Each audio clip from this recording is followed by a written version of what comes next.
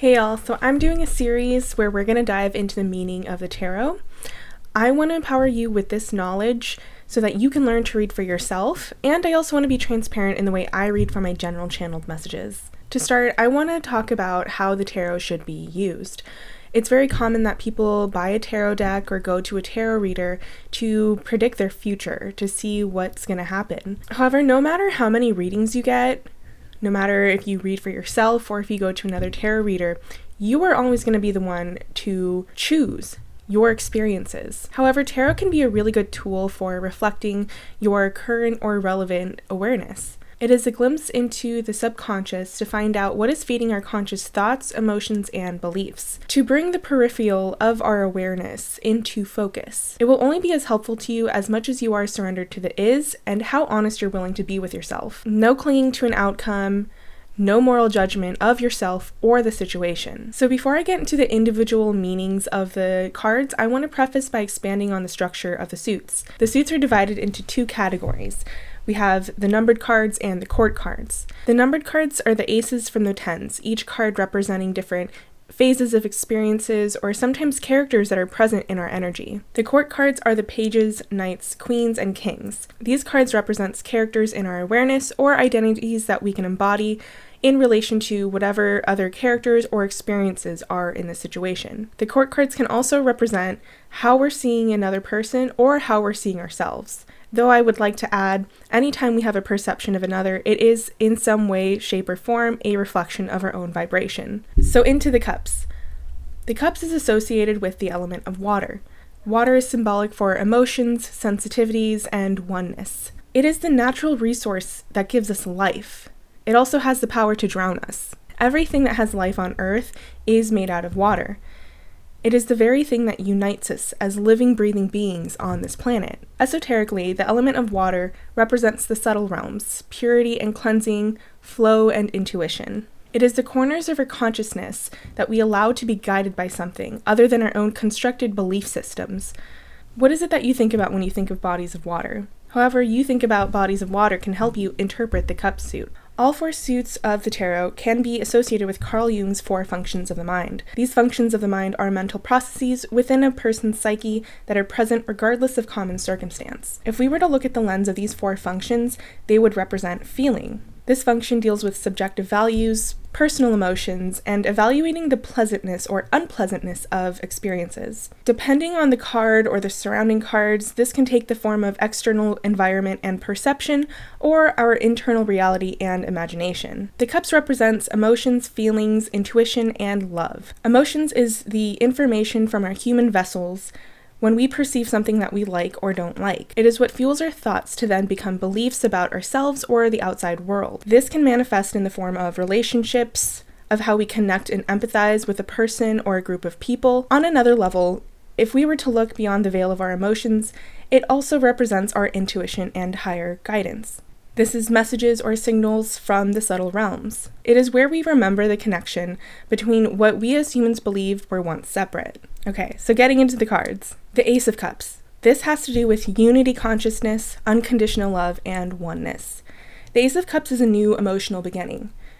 This can look like a breakthrough of psychic intuition, or this can look like a new emotional perspective on matters of the heart.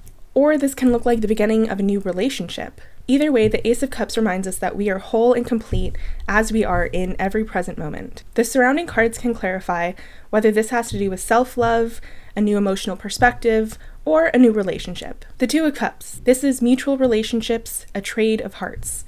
The Two of Cups is harmony between two people. It is an exchange of emotional energy and a mutual partnership. This can look like a peaceful resolution or a new dynamic in a relationship. This can also look like puppy love and mutual feelings. Either way, the Two of Cups represents a mutual relationship in the lightest sense. Not yet a merging of the souls, but definitely a soul recognition between two people. The surrounding cards can clarify the magnitude of this mutual exchange or the nature of the relationship. The Three of Cups. This is soul tribe, kinship, and close friends. The Three of Cups is ultimate soul family union. This is like a warm dinner party with all your closest friends. It's a meeting of a group of people that you feel so familiar with, as if you've lived another life with them before. This is all about kinship, soulmates, not always in the romantic sense, although it could be a good sign if there are other cards that indicate that. The surrounding cards can indicate the nature of how these soul-level connections is manifested in the physical reality, or the nature of the past life that you may have shared together. The Four of Cups. This is emotional stability, boredom, stagnancy. The Four of Cups is commonly interpreted as an apathetic card, one of boredom, stagnancy, and no movement. It's those times where we're so dissatisfied by our reality that we miss out on opportunities to perceive it or to create better.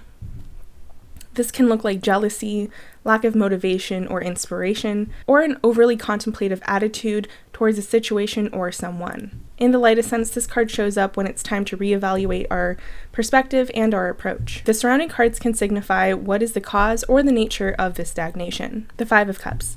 This is regret, self-pity, small loss, crying over spilled milk. The Five of Cups is a card that represents regret of a perceived missed opportunity or a small disappointment. It's that kind of feeling of like a death by 1,000 paper cuts. Think of like when you had a bad day. It's not just like one thing that happened, but it's a series of inconveniences that add up. The Five of Cups is not usually that deep, but it does represent some type of self-pity. The surrounding cards can signify the magnitude of this disappointment or the nature of the situation. The Six of Cups. This is about the past, nostalgia, memories, and home. The Six of Cups is a cozy card. It's all about childhood nostalgia and your hometown. This card represents the past coming back, whether it's a person, like an old friend, an old lover, or an old situation. It is a very nostalgic energy, which can be a good thing as long as we're not ruminating and we're keeping ourselves stuck there. This card can also symbolize nurturing professions, family, love, support, and innocence. The surrounding cards can signify the person or situation that's coming back to light, or how the past is influencing our current circumstance. The Seven of Cups. This is about illusion, indecision, fantasy, and wishful thinking. The Seven of Cups represents those times when our heads get a little stuck in the clouds. When we're stuck daydreaming about something that's not relevant or conducive to our present life. This is a state of disillusionment when we're unclear of what it is we want or what it is we're perceiving. It's when we're fearful of making the wrong decision and we're stuck in a contemplation of a possible outcome. The surrounding cards can clarify what's causing this indecision or how we can come out of this energy. The Eight of Cups. This is a letting go of the familiar, walking away and moving on. The Eight of Cups is all about a goodbye, a closing of a cycle, and the tying of loose ends. It's when we feel like there's nothing left for us in this situation and we return back to ourselves for our own emotional fulfillment. So this card represents when we make that conscious choice towards ourselves for our own well-being. So this can look like a period of soul-searching, seeking answers from within, and letting go of past events that were emotional in nature. The surrounding cards can clarify what we're walking away from, what we've learned from the situation, or what's ahead. The Nine of Cups. Wish fulfillment, satisfaction, a realization of our hopes and desires. The Nine of Cups is our conscious desires and dreams for ourselves, and a knowing that we already have them. It is satisfaction in and for the present moment, knowing that you are the manifester and the manifested. It's remembering our past desires and how it's been manifested in our physical reality, and being in that state of gratitude. It is a symbol of genuine pride and contentment. The surrounding cards can signify what is manifested or what the state of being is leading you towards. The Ten of Cups. This is deep emotional fulfillment, harmony in relationships and family. The Ten of Cups is our conscious desires and dreams plus one more. It's everything we've ever wanted and everything we didn't know we needed. This is long-term joy and emotional fulfillment in family, relationships, community, and flow and creative expression. The Ten of Cups is a happy family card where nothing is lacking and you have more emotional fulfillment than you could have ever dreamed of. The surrounding cards can clarify what this deep emotional fulfillment looks like for the querent or the path to get there. Okay, now we're going to get into the court cards. The Page of Cups. All of the pages in tarot represent the inner child in all of us. It's the curious and playful, sometimes naive aspects of ourselves. So with the Page of Cups, this is a childlike whimsy and imagination. It is the archetype within us that is the emotional inner child. This card represents imagination, the dreamer, and the artist that we all embody. It is also the aspects of ourselves that are open to compassion and love. So this can also represent an offer or opportunity manifested that is meant to open our hearts. Or this can also talk about new psychic abilities. Just like how children can see ghosts or other spiritual beings, but not really being able to make a significant meaning out of the experience. The surrounding cards can clarify the nature of the offer or the opportunity that opens our hearts up. The Knight of Cups. All of the Knights in Tarot represents the young adult inside all of us. It is a person that is on a journey to deliver something or find something. So with the Knight of Cups, this is a hopeless or hopeful, romantic, a charmer, or a heartfelt invitation. The Knight of Cups is often interpreted as a young person on a quest to find love or emotional fulfillment. This is someone who isn't really committed but is a romantic. And honestly, when this card pops up in a love reading, I'm usually thinking of a love bomber. In love with being in love, but not really in it to win it, which depending on the phase of the relationship, this can be a good thing. It will just depend on the surrounding cards and the context of the situation. Or this card can signify projects or endeavors that inspire. It is a phase of a journey where we're not really a beginner in this artistic pursuit, but we're also not a master of it either. The surrounding cards can clarify whether this has to do with love and relationships or an artistic pursuit, and where we are in this journey. The Queen of Cups. All of the queens in tarot represent the divine feminine in all of us.